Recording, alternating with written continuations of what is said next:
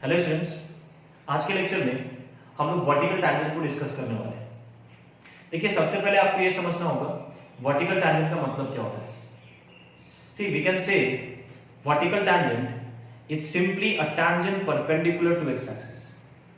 यानी अगर आप किसी कर्व पे टैंजेंट बनाते हो और वो टैंजेंट एक्स एक्सिस के परपेंडिकुलर हुआ तो I can say that tangent is vertical tangent. अब देखिए, इस चीज को मैथमेटिकली कैसे समझते हैं। अगर मान लीजिए आपके सामने एक फंक्शन है y इक्वल्स एफ एक्स और किसी पॉइंट x इक्वल्स a पे हमने RHD और LHD फाइंड आउट किया।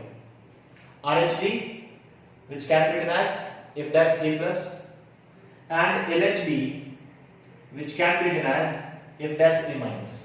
ये दोनों वैल्यूज आपको फाइंड आउट करनी है at x equals a। If it is coming out to be infinity in both the cases, अगर दोनों ही केसेस में ये वैल्यूज इंफिनिटी के इक्वल हो या और अगर f dash a प्लस और f dash a माइनस अगर इन दोनों की वैल्यूज माइनस इंफिनिटी के इक्वल हो तो भी आई can say that y equals fx has a vertical tangent at x equals a। देखिए, एक चीज आपको ध्यान देना होगा यहाँ पे, LHD RHD दोनों की वैल्यूज अगर इंफिनिटी हो या दोनों की वैल्यूज अगर माइनस इंफिनिटी हो, ऐसे केसेस में हम कह सकते हैं कि function y equals fx has a vertical tangent at x equals a। इस बात को आप हमेशा ध्यान रखिएगा। अगर ऐसा हुआ कि f dash a प्लस आपको प्लस इंफिनिटी मिल रहा है and f dash a minus आपको माइनस इंफिनिटी मिल रहा है, तो ऐसे केसेस में we can not say that there is a presence of vertical tangent. दोनों इंफिनिटी या दोनों माइनस इंफिनिटी होंगे तभी आप x इक्वल्स a को वर्टिकल टैंजेंट बोल सकते हैं। क्लियर है क्या? चलिए मैं कुछ एग्जांपल्स ले रहा हूं इस चीज को समझने के लिए। सबसे पहला एग्जांपल जो होगा हमारा, if suppose I take my function as x to the power 1/3। अगर आप इस फंक्शन का ग्राफ प्लॉट करेंगे तो ये कुछ ऐसा दिखाई देता है ना। This is inverse function for y equals x cube. x cube function का ये इनवर्स भी होता है। तो ये आपका ग्राफ है x to the power 1/3 का। अगर आप x इक्वल्स 0 पे यानी इस पॉइंट पे LHD और RHD फाइंड आउट करें तो देखिए, यहां पे LHD RHD फाइंड आउट करने के लिए आप सिंपली इस फंक्शन को डिफरेंशिएट करके देख सकते हैं। तो इसका जो डेरिवेटिव आपको मिल रहा है, it is coming out to be 1/3 x to the power -2/3। इसको आप चाहे तो इस तरीके से भी लिख सकते हैं 1/3 x टू द पावर 2/3। ये आपको f dash x की वैल्यू मिल गई। अब जरा f dash 0 plus find out करके देखिए। f dash 0 प्लस के लिए क्या करना होगा, आपको x की जगह पे 0 प्लस रखना होगा। अब 0 प्लस का क्यूब रूट क्या मिलेगा, 0 प्लस ही मिलेगा और फिर आप उसके स्क्वायर करेंगे। x टू द पावर 2/3 को आप ऐसे भी देख सकते हैं क्यूब रूट ऑफ x का होल स्क्वायर। तो अगर 0 प्लस का क्यूब रूट लिया जाए तो आपको 0 प्लस मिलेगा और फिर आप उसके स्क्वायर कर रहे हैं तो आपको वापस क्या मिलेगा, 0 प्लस मिलेगा। यानी डिनोमिनेटर में 0 प्लस है, न्यूमरेटर में भी है 1। इनफैक्ट देखो, 3 से मल्टीप्लाई होने के बाद भी 3 into 0 plus is again 0 plus। तो denominator is getting 0 plus, numerator में भी है 1। सो 1/0 प्लस ये वैल्यू इंफिनिटी के इक्वल है। सिमिलरली अगर आप f dash 0 माइनस की बात करें तो f dash 0 माइनस के लिए जरा देखिए, x को 0 माइनस अगर आप रखते हैं तो 0 माइनस का क्यूब रूट 0 माइनस ही होगा। एक बहुत छोटा नंबर है बट नेगेटिव है, तो उसका जब क्यूब रूट आप लोगे तो वो भी एक छोटा नंबर होगा और नेगेटिव होगा। नेगेटिव नंबर्स का क्यूब रूट हमेशा नेगेटिव नंबर ही होता है।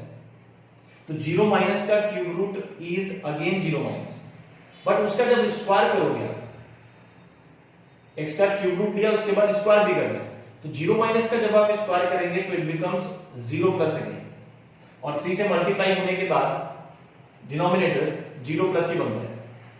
And once again we have 1 in numerator, so 1/0 plus इसकी वैल्यू भी आपको क्या मिल जाएगी, इंफिनिटी मिल जाएगी। तो क्या मैं बोल सकता हूं that x = 0 is a vertical tangent x equals 0 that is nothing but y axis. y axis यहाँ पे इस कर्व के ऊपर वर्टिकल टैंजेंट होगा, तो ये मेरा कंक्लूजन हो जाएगा x equals 0 is a vertical tangent. अब देखो, मान लो मैंने दूसरा एग्जांपल लिया, यहां पे मेरा फंक्शन है x टू द पावर 2/3। जरा ध्यान से समझिए, अगर आप इस फंक्शन का ग्राफ प्लॉट करेंगे तो इस फंक्शन का ग्राफ कुछ ऐसा दिखाई देता है। This is graph of x to the power 2/3। Now once again we are going to find out f dash 0 plus and f dash 0 minus, यानी x इक्वल 0 पे हम LHD और RHD फाइंड आउट करेंगे। तो देखिए, सबसे पहले अगर मैं f dash 0 प्लस की बात करूं, अगर मैं f dash x निकाल लूं तो ये आ जाता है 2/3 x to the power -1/3। You can write this as 2/3 into x to the power 1/3। इस तरीके से आप लिख सकते हैं f dash x को। अब अगर मैं f dash 0 प्लस की बात करूं तो देखिए 0 प्लस के लिए क्या मिलने वाला है आपको, x को जब आप 0 प्लस रखेंगे, cube root of 0 plus is once again 0 plus, उसको 3 से मल्टीप्लाई करेंगे, it will remain 0 plus, and then numerator में we have 2, so 2/0 plus will become what, infinity. यानी आपको f dash 0 प्लस RHD की value at x equal 0 infinity के equal मिल रही है। अब अगर मैं f dash 0 माइनस की बात करूं तो f dash 0 माइनस के लिए आपको x की जगह 0 माइनस रखना होगा। ये मेरा f dash x फंक्शन है, x इक्वल 0 माइनस पे ये वैल्यू क्या मिल रही है जरा देखिए, 0 माइनस का क्यूब रूट क्या होगा, 0 माइनस होगा, और इस पर आपको स्क्वायरिंग नहीं करना है, जस्ट आपको x का क्यूब रूट लेना है और x की जगह पे आपने 0 माइनस रखा है। तो 0 माइनस का क्यूब रूट आपको 0 माइनस मिलता है, 3 into 0 minus is still 0 minus, numerator में we have 2, so 2/0 minus, now this time it becomes minus infinity। तो आप देख सकते हैं RHD की वैल्यू आपको इंफिनिटी मिल रही है, जबकि LHD की वैल्यू आपको माइनस इंफिनिटी मिल रही है। तो क्या इस केस में हम x इक्वल 0 को वर्टिकल टैंजेंट बोल सकते हैं? The answer is no. x equal 0 is not a vertical tangent. इस केस में x इक्वल 0 को आप वर्टिकल टैंजेंट नहीं बोल सकते। हालांकि देखिए, इन दोनों केसेस में आपने ध्यान दिया होगा, हमने f dash 0 प्लस और f dash 0 माइनस सीधा फंक्शन का डेरिवेटिव निकाला और उसमें x की जगह 0 प्लस और 0 माइनस पुट किया है। अगर आप चाहें तो आप बेसिक डेफिनेशन से भी जा सकते हैं। RHD के लिए हमारे पास डेफिनेशन है limit h tends to 0 f of a plus h minus f of a upon h। इसकी जो लिमिटिंग वैल्यू मिलेगी दैट इज RHD। और LHD के लिए what we can do, f of a minus h minus f of a upon minus h limit h tends to 0। इसकी value जब आप evaluate करेंगे ये LHD के इक्वल होगा। आप चाहें तो इस अप्रोच से भी जा सकते हैं, वैल्यूज आपको सेम मिलने वाली है, या सीधा इस तरीके से डिफरेंशिएट किया और x की वैल्यू, क्योंकि हमें 0 पे चेक करना था, हमने 0 प्लस और 0 माइनस रख दी f dash h में। तो यहां पे f dash 0 plus and f dash 0 minus दोनों की वैल्यूज प्लस इंफिनिटी के इक्वल है, यानी इस वाले केस को फॉलो कर रहा है। So I can say that x equal 0 is a vertical tangent. While in the other case, इस वाले केस में अगर आप देखें, जब मैंने function x to the power 2/3 लिया है, तो यहां पे आप देख सकते हैं f dash 0 प्लस यानी RHD तो आपको प्लस इंफिनिटी मिल रहा है, लेकिन LHD f dash 0 minus it is coming out to be minus infinity. तो these two values are not same, एक इंफिनिटी है एक माइनस इंफिनिटी है। तो यहां पे x इक्वल 0 को हम वर्टिकल टैंजेंट नहीं बोल सकते। ठीक है, एक बहुत ही इंटरेस्टिंग एग्जांपल है, आप चाहें तो ट्राई कीजिए, खुद से ट्राई कीजिएगा। अगर आपने फंक्शन ले लिया signum x, I hope signum x के बारे में सबको पता है। सिग्नम x एक ऐसा फंक्शन है जिसको हम इस तरीके से डिफाइन करते हैं, it is defined as 1 if x is positive, it is 0 when x is 0 and it is -1 when x is less than 0। तो वापस से अगर आप x इक्वल 0 पे at x इक्वल 0 आप एक बार LHD और RHD फाइंड आउट करके देखना, वो वैल्यूज आपको क्या मिल रही। अगर दोनों की वैल्यूज इंफिनिटी मिली, इनफैक्ट ऐसा ही होगा, आप फाइंड आउट करके देखेंगे यहां पे LHD RHD x इक्वल 0 पे दोनों ही इंफिनिटी के इक्वल होगा, यानी इस केस में I can say that x equal 0 once again is a vertical tangent. हालांकि अगर आप सिग्नम x का ग्राफ प्लॉट करें तो ग्राफ कुछ ऐसा दिखाई देता है। लेस देन 0 के लिए फंक्शन y इक्वल्स -1 को रिजेंबल करेगा, ग्रेटर देन 0 के लिए फंक्शन y इक्वल्स 1 को रिजेंबल करेगा। This is y equals 1, this is y equals -1 और x इक्वल्स 0 पे फंक्शन की वैल्यू 0 है। हालांकि इस केस में जब आप LHD और RHD निकालेंगे you have to go by basic definition. अभी जो मैंने आपको बताया LHD और RHD का आपको बेसिक डेफिनेशन यूज करना होगा और वहां से जब आप LHD RHD की वैल्यूज फाइंड आउट करेंगे तो दोनों ही वैल्यूज इंफिनिटी के इक्वल आएंगे। थोड़ा वियर्ड लगता है ना, ऐसा देख के नहीं लगता है कि x इक्वल 0 यानी ये जो y एक्सिस है ये सिग्नम x के लिए एक वर्टिकल टैंजेंट है, क्योंकि इस कंडीशन को सेटिस्फाई कर रहा है। f dash a plus f dash a minus दोनों की वैल्यूज अगर इंफिनिटी या माइनस इंफिनिटी हो तो फंक्शन x इक्वल्स a पे वर्टिकल टैंजेंट शो करेगा। तो यहां पे x इक्वल्स 0 पे आप ऐसा ही कुछ देखेंगे, f dash 0 plus and f dash 0 minus दोनों की वैल्यू इंफिनिटी मिलेगी। But go by the standard definition, मैं वापस से बोल दूं, क्योंकि यहां पे 0 पे फंक्शन कॉन्टिन्यूअस नहीं है और ऐसे केसेस में अगर आप इस फंडे से जाएंगे तो आपको आंसर गलत मिलेगा। इन दोनों केसेस में फंक्शन 0 पे कॉन्टिन्यूअस था तो इसलिए हमने सीधा डिफरेंशिएट करके x की जगह 0 प्लस एंड 0 माइनस पुट कर दिया। बट यहां पे ऐसा सिचुएशन नहीं है तो यहां पे आपको बेसिक डेफिनेशन को फॉलो करना है। So this is the concept of vertical tangent. And see one more thing, अगर आप इन तीनों फंक्शंस को देखें तो x इक्वल 0 पे all these functions are non differentiable. जैसे देखिए सबसे पहले अगर मैं इसकी बात करूं, ये फंक्शन x इक्वल 0 पे नॉन डिफरेंशिएबल है। रीजन क्या है, x इक्वल 0 पे we are having vertical tangent.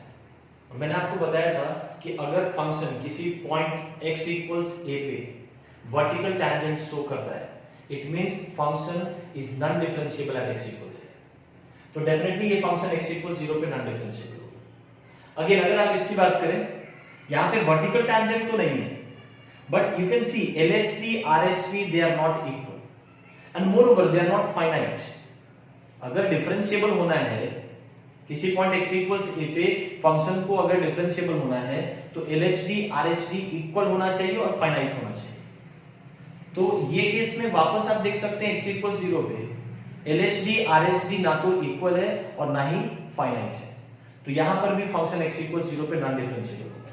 और इसकी अगर बात करें, इस केस में आप देख सकते हैं x इक्वल 0 पे फंक्शन कॉन्टिन्यूअस ही नहीं, तो डिफरेंशिएबिलिटी का तो सवाल ही नहीं। And moreover this function is having vertical tangent at x equal 0, मतलब ब्रेक भी कर रहा है x इक्वल 0 पे और x इक्वल 0 पे वर्टिकल टैंजेंट भी शो कर रहा है, which means signum x function it is also known differentiable at x equal 0। तो ये सारे फंक्शंस x इक्वल 0 पे नॉन डिफरेंशिएबल होंगे। क्लियर है?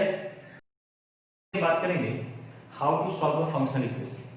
किसी भी फंक्शन इक्वेशन को हम कैसे सॉल्व करते हैं ये हम इस टॉपिक में सीखेंगे।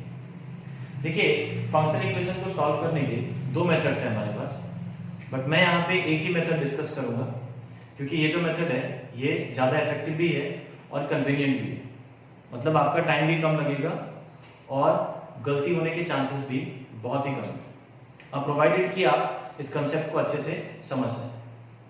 देखिए मैं इस मेथड को एक एग्जांपल के थ्रू समझूंगा। जैसे मान लो ऐसा गिवन है, late fx be a positive function satisfying the functional equation this.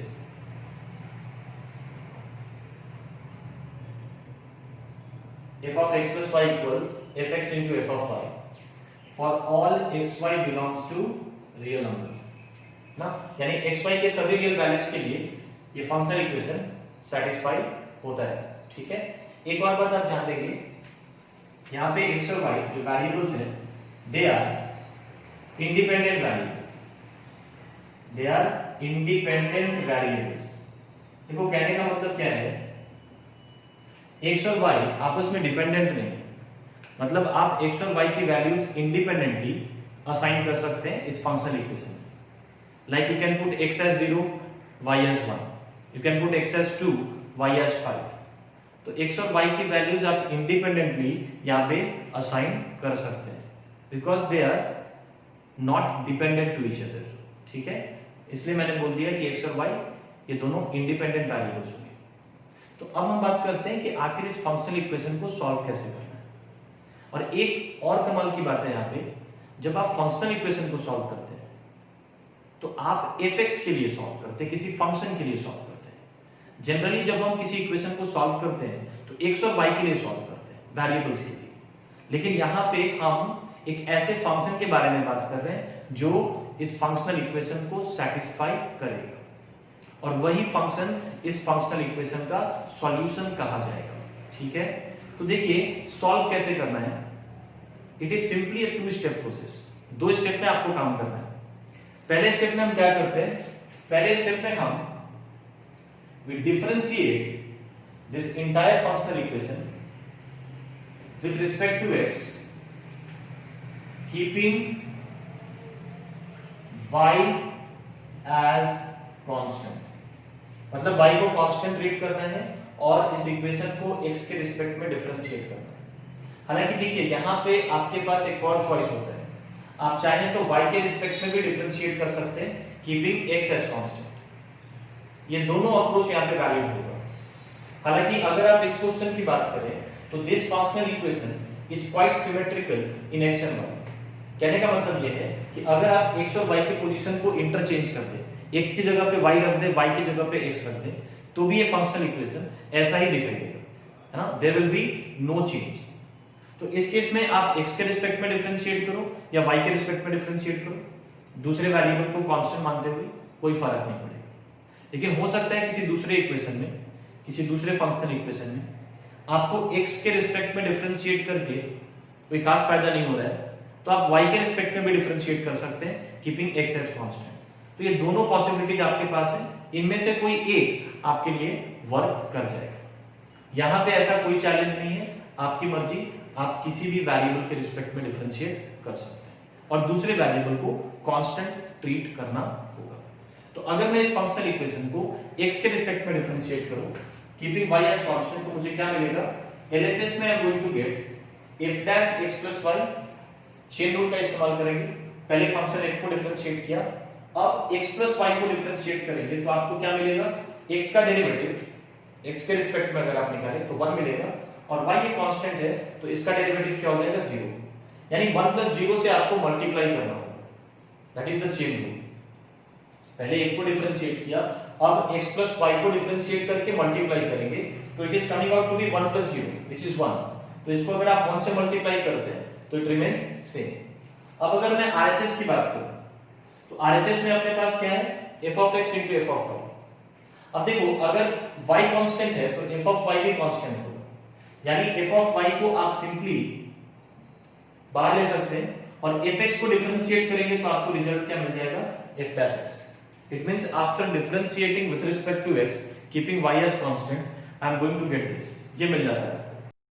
अब देखिए हमारा जो सेकंड स्टेप होगा, this is the most crucial step. इस मेथड में सबसे क्रूशियल स्टेप है सेकंड स्टेप। यहां पे आपको x और y को सब्स्टिट्यूट करना है, वो भी प्रॉपरली, क्योंकि जब आप सब्स्टिट्यूशन की बात करते हैं तो यहां पे x और y को सब्स्टिट्यूट करने के लिए आपके पास इनफाइनाइट नंबर ऑफ पॉसिबिलिटीज।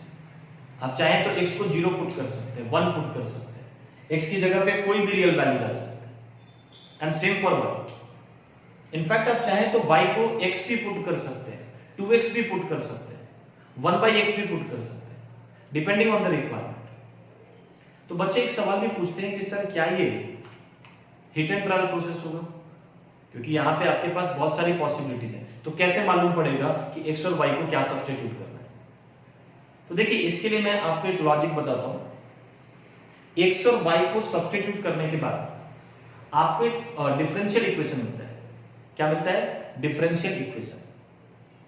हालांकि डिफरेंशियल इक्वेशन हम इंटीग्रल कैलकुलस में स्टडी करते हैं, बट कुछ बेसिक चीजें जो आपने इंटीग्रेशन में पढ़ी हैं फिजिक्स में आपको इंटीग्रेशन सिखाया गया होगा, उन्हीं बेसिक चीजों का इस्तेमाल करते हुए हम इस डिफरेंशियल इक्वेशन को आसानी से सॉल्व कर लेंगे। ठीक है, अब आपके दिमाग में ये भी आ रहा होगा कि सर डिफरेंशियल इक्वेशन होता क्या है ना, किस तरीके से हम x और y को सब्स्टिट्यूट करके डिफरेंशियल इक्वेशन फॉर्म कर सकते हैं। तो देखिए, इसके लिए मैं एक सिंपल सा फंडा आपको दे रहा हूं। जब आप x और y को सब्स्टिट्यूट करें तो आपको ये ध्यान देना है कि किसी एक साइड पे LHS में या RHS में f डैश x का फॉर्मेशन होना चाहिए। मैं ये मान के चल रहा हूं कि डिफरेंशियल इक्वेशन किसी को भी नहीं आता है, बट स्टिल देखिए आप कैसे इस क्वेश्चन को डील कर सकते हैं, इस मेथड को समझ सकते हैं। आपको सब्स्टिट्यूशन कुछ इस तरीके से करना है x और y की जगह पे कि किसी एक साइड में आपको f डैश x मिलना ही चाहिए और दूसरे साइड में आपको x दिखाई दे सकता है या x का कोई फंक्शन दिखाई दे सकता है, लाइक x स्क्वायर 2x है ना, sin x, ऐसा कुछ भी आपको दिखाई दे सकता है, या फिर आपको fx दिखाई दे सकता है, fx f square x 1 upon fx, ये भी मिल सकता है, नॉट अ प्रॉब्लम है ना। fx का कोई भी फंक्शन आपको मिल सकता है, fx का कोई भी फंक्शन मिल सकता है, लाइक 2fx मिल सकता है ना, fx का क्यूब मिल सकता है, sin fx मिल सकता है, दैट इज आल्सो ओके।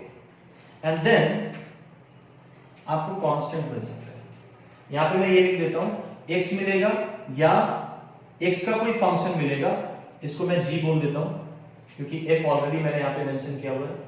आपको fx मिलेगा या fx का कोई फंक्शन आपको मिल सकता है, इसको मैं h ऑफ fx लिख देता हूं और आपको कांस्टेंट मिल सकता है। अगर ये सारी चीजें आप ऑब्टेन कर रहे हो तो it is nothing but a differential equation. हालांकि जो मेन चीज है यहां पे जिसको आप टारगेट करेंगे वो ये होगा, आप कोशिश करो f डैश x क्रिएट करने का किसी एक साइड में और अकेला एक ही f डैश x का टर्म होना चाहिए। तो इस बात को ध्यान में रखते हुए अगर आप सब्स्टिट्यूशन करते हैं, देखो हो सकता है ये थोड़ा कंफ्यूजिंग हो आपके लिए क्योंकि फिलहाल आपके पास डिफरेंशियल इक्वेशन का आइडिया नहीं है। तो अभी आप माइंड में बस इतना ही रखो कि आपको क्या क्या बनाना है, f डैश x बनाना है किसी एक साइड में अकेला, x या x का कोई फंक्शन दिखेगा कोई प्रॉब्लम नहीं है, fx या fx का कोई फंक्शन दिखेगा, लाइक sin fx दिख सकता है, cos fx दिख सकता है, e पावर fx दिख सकता है, ये चीजें भी अलाउड है, या फिर कांस्टेंट आपको दिखाई दे सकता है। ये सारी चीजें डिफरेंशियल इक्वेशन में दिखती है। तो देखिए यहां पे अगर मैं सब्स्टिट्यूशन करने जाऊं तो I can simply substitute x as 0 and y as x। देखो ऐसा करने से मुझे एक प्रॉपर डिफरेंशियल इक्वेशन मिल जाएगा इसी फॉर्म में। अभी ऐसे एक दो क्वेश्चन और करेंगे हम लोग तो और ज्यादा क्लैरिटी आ जाएगी। आप देखेंगे जब मैं ये सब्स्टिट्यूशन करता हूं तो मुझे क्या मिलता है, यहां पे x को 0 पुट कर दिया और y को x पुट कर दिया तो LHS में आपको f डैश x मिल गया जो आपको रिक्वायर्ड था। RHS में आपको क्या मिल जाता है, ये बन जाएगा f ऑफ x और ये बन जाएगा f डैश 0। अच्छा देखो मैं ये भी नहीं बोलता कि this is the only substitution. अगर आपके दिमाग में कोई दूसरा सब्स्टिट्यूशन आता है तो वो भी आप कर सकते हैं, you are free to do that, ठीक है। बट यहां पे ये सब्स्टिट्यूशन भी आपका काम कर रहा है जो आपका रिक्वायरमेंट है। अब देखिए ये आपका डिफरेंशियल इक्वेशन है और इसको सॉल्व करने के लिए हमें सिंपल इंटीग्रेशन रिक्वायर्ड है। देखिए इस इक्वेशन को पहले मैं थोड़ा रीअरेंज कर लूं। मैंने fx को इस साइड डिवाइड कर दिया और f डैश 0 ये डेफिनेटली एक कांस्टेंट होगा, इसको मैंने फिलहाल k अज्यूम कर लिया है। मैं यहां पे मेंशन कर देता हूं f dash 0 is taken to be k। अब अगर आप दोनों साइड इंटीग्रेशन ऑपरेट करते हैं x के रिस्पेक्ट में, तो सबसे पहले अगर मैं इसका इंटीग्रेशन देखूं तो f dash x upon fx का जो इंटीग्रेशन होगा वो डेफिनेटली ln fx होगा। इसको आप इस तरीके से भी देख सकते हैं, अगर f dash x upon fx का इंटीग्रेशन ln fx है तो डेफिनेटली इसका differentiation f dash x upon fx मिलना चाहिए, because integration can also be understood as an anti derivative process, मतलब डेरिवेटिव का ठीक रिवर्स इज इंटीग्रेशन। तो अगर इसका इंटीग्रेशन ln fx है तो इसका differentiation f dash x upon fx होना चाहिए जो कि होगा, ठीक है क्या। दूसरा देखो ऐसे भी आप देख सकते हैं आपने इंटीग्रेशन में सब्स्टिट्यूशन मेथड सीखा होगा। मान लेते हैं एलएचएस वाले को इंटीग्रेट करने के लिए मैंने fx को t मान लिया। क्या मान लिया? fx को t के इक्वल मान लिया। फिर इसके बाद हम क्या करते हैं? डिफरेंशियल फाइंड आउट करते हैं। अब डिफरेंशियल क्या होता है ये भी समझ लो। किसी भी फंक्शन का जब आप डिफरेंशियल निकालते हैं, मान लो तुम्हारे पास x स्क्वायर है, x स्क्वायर का डिफरेंशियल चाहिए तो क्या करना होता है? देखिए पहले तो आप x स्क्वायर को डिफरेंशिएट कर दीजिए x के रिस्पेक्ट में, जो वेरिएबल है उसी के रिस्पेक्ट में डिफरेंशिएट कर देना है। तो x स्क्वायर का डिफरेंशिएशन x के रिस्पेक्ट में आपको क्या मिल जाएगा? 2x मिल जाएगा। और फिर इसको सिंपली dx से हम मल्टीप्लाई कर देते हैं। So differential of x square is nothing but 2x into dx। जो भी वेरिएबल है उसके रिस्पेक्ट में डिफरेंशिएट करो एंड देन अगर x का वेरिएबल है तो dx से अगर x वेरिएबल है तो dx से मल्टीप्लाई कर दो, अगर वेरिएबल t है तो dt से मल्टीप्लाई कर दो, वेरिएबल y है तो dy से मल्टीप्लाई कर दो एंड सो ऑन। तो अगर आप fx का डिफरेंशियल निकालते हो तो पहले fx को डिफरेंशिएट करना होगा विद रिस्पेक्ट टू x, तो ये बन जाएगा f' और फिर इसको dx से मल्टीप्लाई कर देना होगा क्योंकि वेरिएबल क्या था? x था।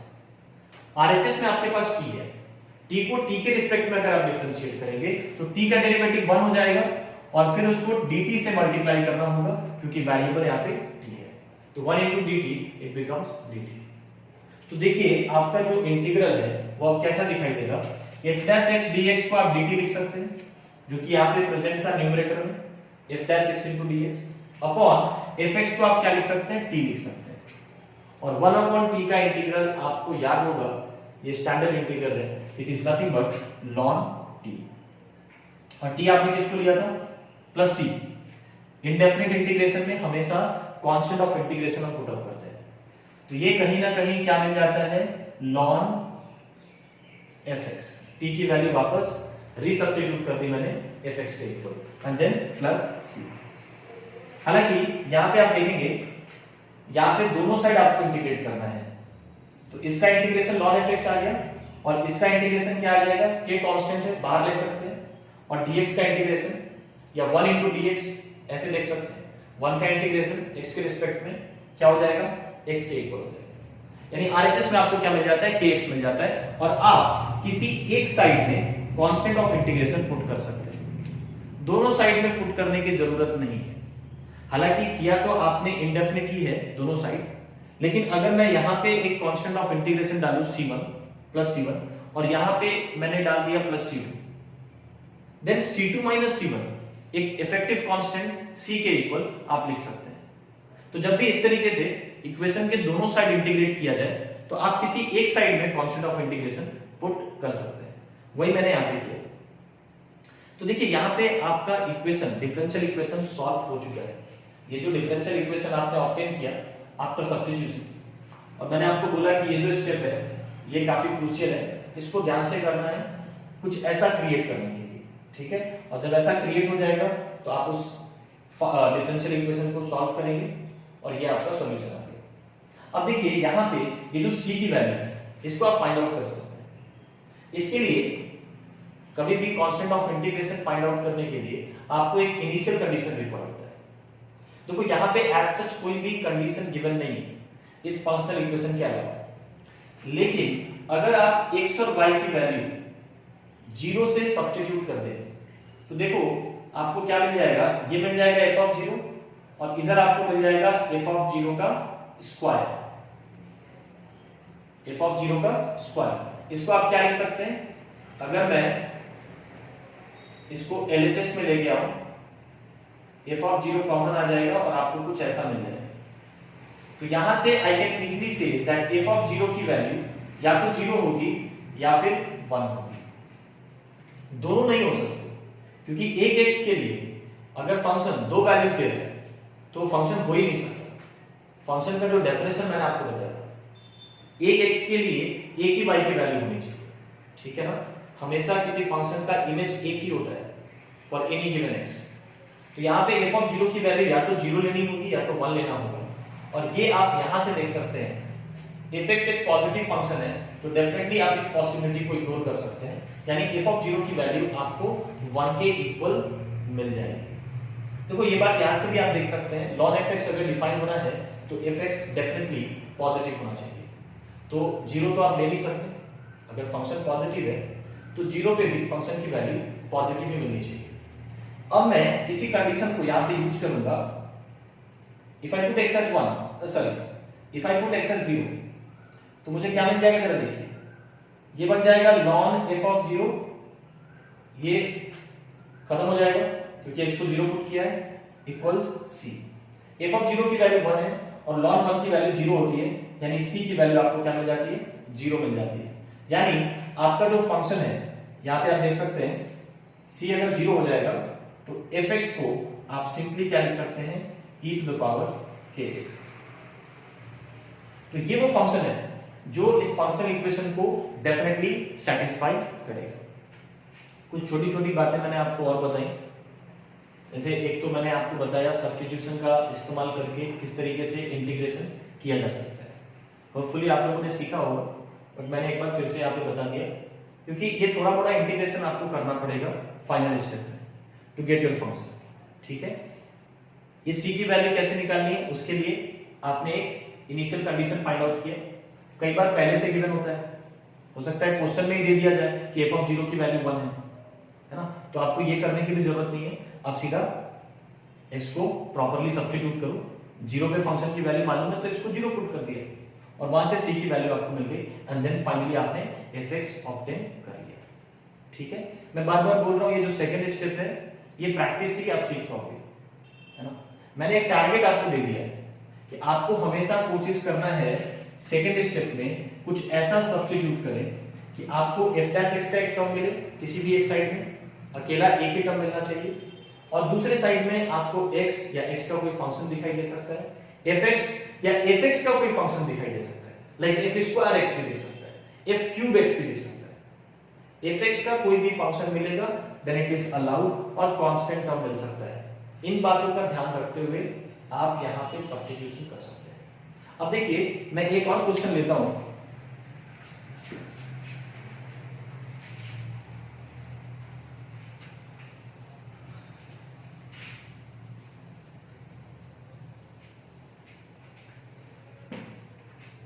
देखिए यहां पे वापस एक फंक्शनल इक्वेशन दिया गया है इस तरीके से, late fx be a differentiable function satisfying f of x plus y equals fx plus f of y plus 2xy minus 1। ये आपका फंक्शनल इक्वेशन है which is true for all xy belongs to R। And एक और information यहां पे आपको दे दिया गया है, f dash 0 की वैल्यू आपको दे दी गई है 1 के equal. Then you have to find out fx। आपको अगेन इस फंक्शनल इक्वेशन को fx के लिए सॉल्व करना है। तो देखिए सबसे पहले हम डिफरेंशिएट करेंगे इस फंक्शनल इक्वेशन को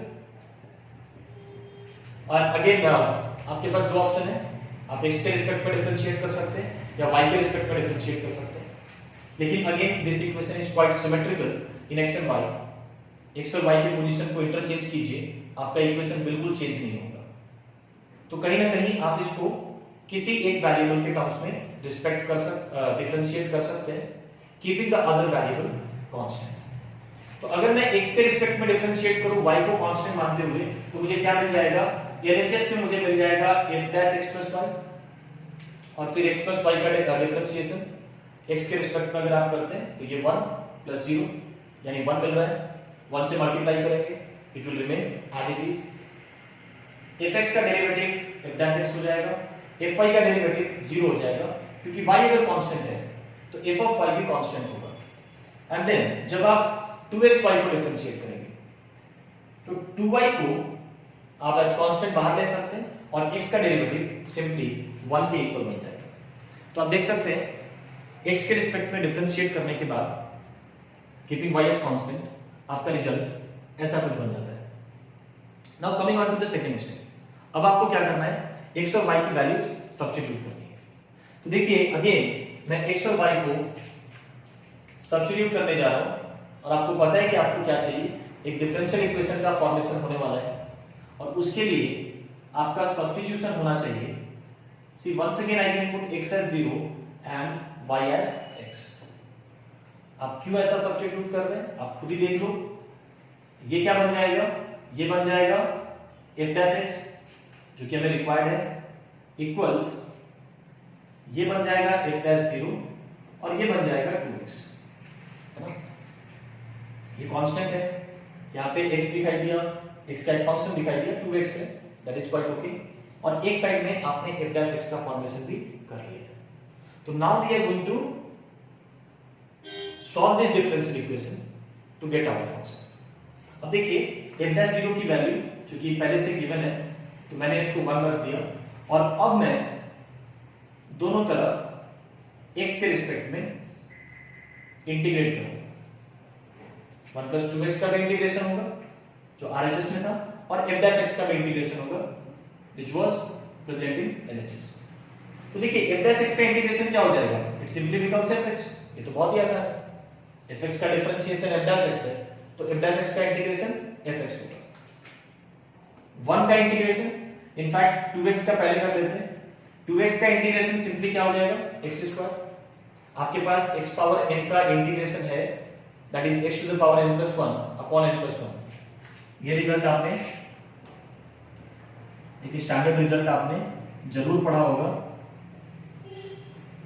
इस तरीके से आप x पावर n का इंटीग्रेशन कर सकते हैं। तो अगर आपको x को इंटीग्रेट करना है यानी n की वैल्यू 1 है तो ये सिंपली क्या हो जाएगा x²/2।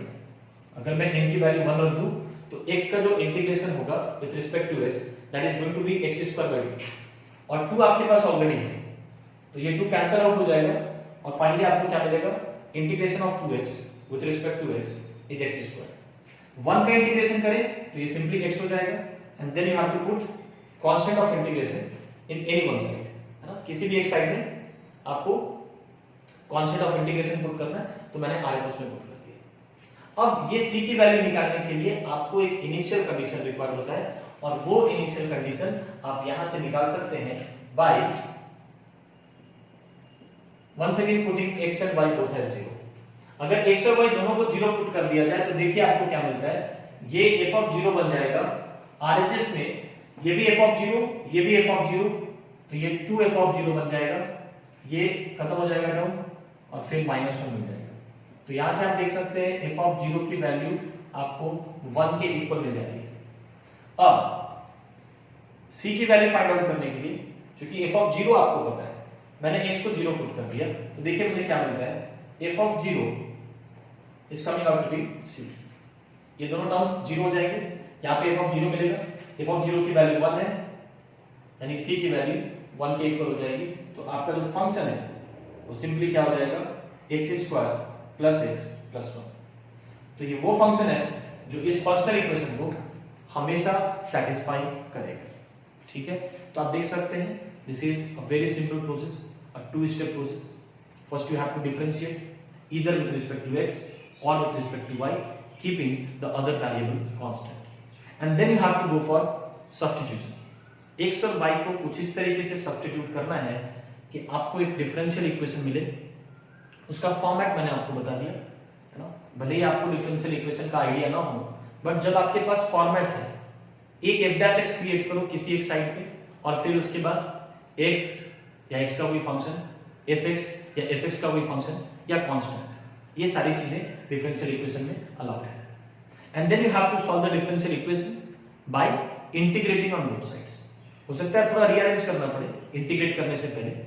So after rearranging you have to integrate on both sides with respect to x and then you will get your desired function. Again c की वैल्यू के लिए आपको इनिशियल कंडीशन निकालना होता है, गिवन होगा तो अच्छी बात है, नहीं है तो आपको खुद से ट्राई करना होगा to get an initial condition और उसकी मदद से आप c की वैल्यू फाइंड आउट कर सकते हैं। So this is how we can solve functional equation. आपके पास मैंने एक्सरसाइज 6 शेयर किया है, आप वहां से फंक्शनल इक्वेशन के क्वेश्चंस पिक कीजिए या किसी भी बुक से जो आपके पास अवेलेबल हो, वहां से आप फंक्शनल इक्वेशन के क्वेश्चंस अब आसानी से सॉल्व कर सकते हैं। ठीक है, तो आज के लेक्चर में हम इतना ही रखते हैं। Thank you very much.